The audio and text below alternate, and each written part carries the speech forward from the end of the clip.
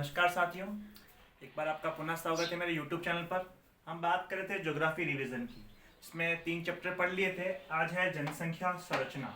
जनसंख्या संरचना को मुख्यतः 5 भागों में बांटा गया है: आयु संरचना, लिंगानुपात, जनसंख्या संगठन, साक्षरता और व्यावसायिक संरचना। पहला हम लेते हैं आयु संरचना। आयु संरचना को भी मुख्यतः 3 भागों में बांटा गया है। प्रथम है 0 से 14 वर्ष, दूसरा है 15 से 64 वर्ष, तीसरा है 65 से अधिक। देखिए, 0 से 14 वर्ष में तो बालक आ जाएंगे, 15 से 64 में युवा वर्ग आ जाएगा और 65 से अधिक में वृद्ध आ जाएंगे।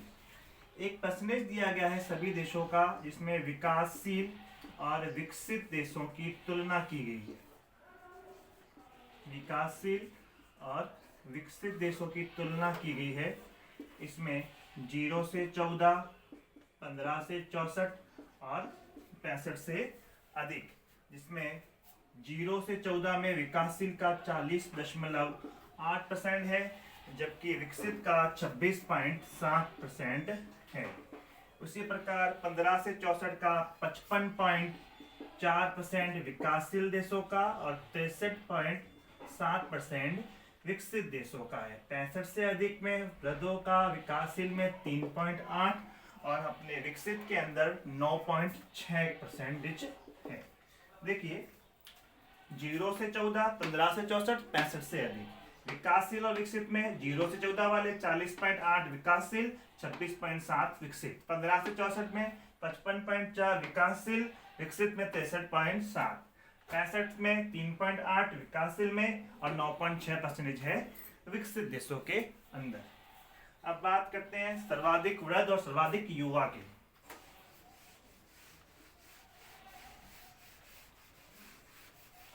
देखिए, सर्वाधिक वृद्ध है यूरोप के अंदर।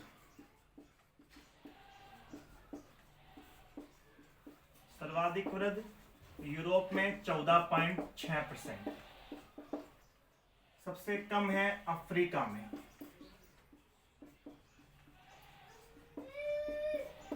%3.2%। उसके बाद बात करते हैं सर्वाधिक युवा अफ्रीका में। सर्वाधिक युवा अफ्रीका में 44.71%। 44.71। सबसे कम बात करें, सबसे कम की तो यूरोप के अंदर 17.5। ये था युवाओं का और वृद्धों का परसेंटेज। सबसे अधिक वृद्ध है यूरोप में 14.6, सबसे कम अफ्रीका में 3.2। सबसे अधिक युवा अफ्रीका में 44.71 और सबसे कम यूरोप में 17.5%। अब बात करते हैं, दूसरा टॉपिक है हमारा लिंगानुपात। देखिए, लिंगानुपात प्रति 1000 पुरुषों पर स्त्रियों की संख्या। प्रति 1000 पुरुषों पर स्त्रियों की संख्या लिंगानुपात कहलाती है। स्त्रियों की संख्या, इसका एक सूत्र है: स्त्रियों की जनसंख्या बटा पुरुषों की जनसंख्या इंटू 1000। यानी प्रति 1000 पुरुषों पर स्त्रियों की संख्या लिंगानुपात कहलाता है। स्त्रियों की जनसंख्या बटा पुरुषों की जनसंख्या इंटू 1000। विश्व को लिंगानुपात के आधार पर 4 भागों में बांटा गया है। देखिए, 4 भाग कौन कौन से हैं। पहला है अत्यधिक स्त्री अधिकता। अत्यधिक स्त्री अधिकता, इसके अंदर 1050 से अधिक लिंगानुपात वाले देश। 1050 से अधिक लिंगानुपात वाले देश। इसका एग्जाम्पल आएगा यूरोप और संयुक्त राज्य अमेरिका, यानी कि पश्चिमी यूरोप और संयुक्त राज्य अमेरिका। पश्चिमी यूरोप, संयुक्त राज्य अमेरिका। दूसरी बात करें स्त्री अधिकता वाले देश, इसके अंतर्गत 1050 से 1000 लिंगानुपात वाले देश। इसके अंदर यूक्रेन, बेलारूस तथा पोलैंड। तीसरी बात करें पुरुष अधिकता, इसमें 1000 से 950 के मध्य। इसमें चीन, ऑस्ट्रेलिया प्रमुख है। अगली बात करें हम चौथे, जिसका आता है अत्यधिक पुरुष। अत्यधिक पुरुष अधिकता, इसमें 950 से भी कम लिंगानुपात, जिसमें हमारा भारत सबसे प्रमुख है। इसका लिंगानुपात 943 है 2011 की जनगणना के अनुसार। ठीक है, 4 भागों में बांटा गया है। अत्यधिक स्त्री अधिकता, स्त्री अधिकता, पुरुष अधिकता, अत्यधिक पुरुष अधिकता। अब बात करते हैं, हमारा तीसरा टॉपिक आता है जनसंख्या संगठन। तीसरा टॉपिक आता है जनसंख्या संगठन।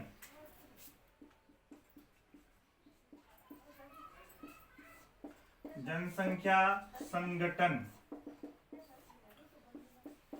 ग्रामीण तथा शहरी जनसंख्या का अनुपात, ग्रामीण तथा शहरी जनसंख्या का अनुपात जनसंख्या संगठन कहलाता है। ग्रामीण जनसंख्या कृषि तथा प्राकृतिक कार्यों में संलग्न होती है, कृषि तथा प्राकृतिक कार्यों में, जबकि शहरी जनसंख्या गैर कृषि तथा औद्योगिक कार्यों में, गैर कृषि तथा औद्योगिक कार्यों में ज्यादा संलग्न होती है।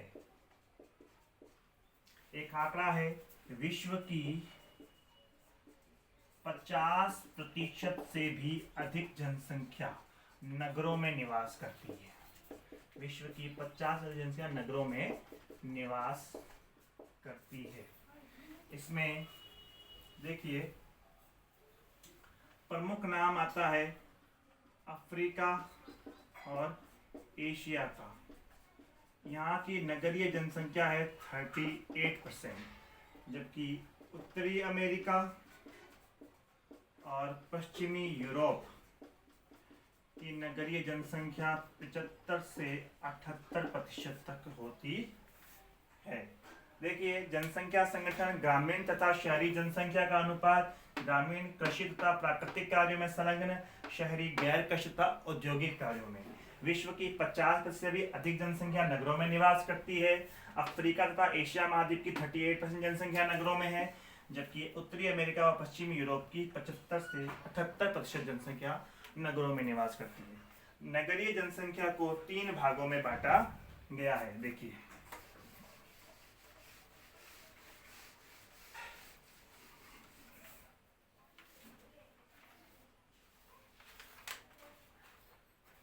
पहला है उच्च नगरीय नगरीय जनसंख्या।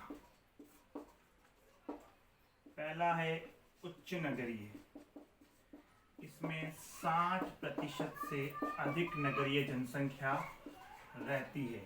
इसके एग्जाम्पल है संयुक्त राज्य अमेरिका, कनाडा, संयुक्त राज्य अमेरिका, कनाडा, ब्राजील, मैक्सिको।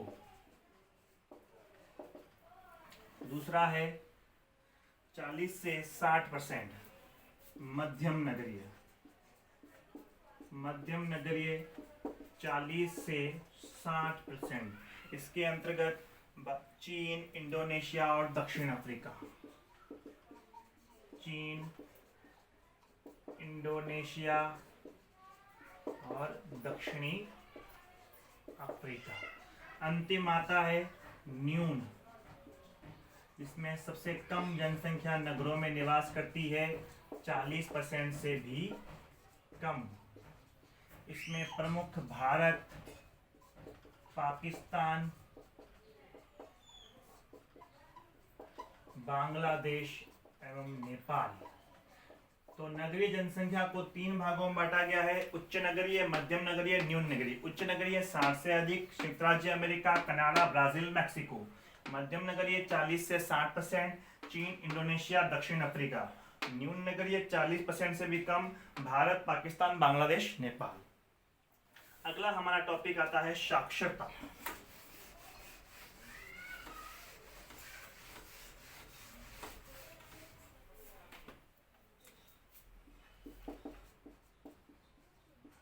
देखिए, साक्षरता 7 वर्ष या उससे अधिक आयु के लोग, 7 वर्ष या उससे अधिक आयु के लोग जो पढ़ लिख कर समझ व समझा सके वे साक्षर कहलाते हैं। साक्षरता को निर्धारित करने वाले कारक,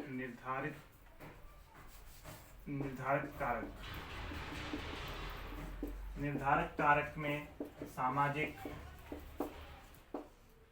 सांस्कृतिक, आर्थिक एवं राजनीतिक कारक आते हैं। बात करें प्रभावित कारकों की, तो साक्षरता को प्रभावित करने वाले कारकों में प्रजनन, मृत्यु दर और व्यवसाय आदि प्रमुख है। यानी कि 7 वर्ष या उससे अधिक आयु के लोग जो पढ़ लिख कर समझ व समझा सके साक्षर कहलाएंगे। निर्धारित करने वाले कारक में सामाजिक, सांस्कृतिक, आर्थिक, राजनीतिक। और प्रभावित करने वाले कारक प्रजनन, मृत्यु दर, व्यवसाय। अगला हमारा सबसे अंतिम है व्यावसायिक संरचना।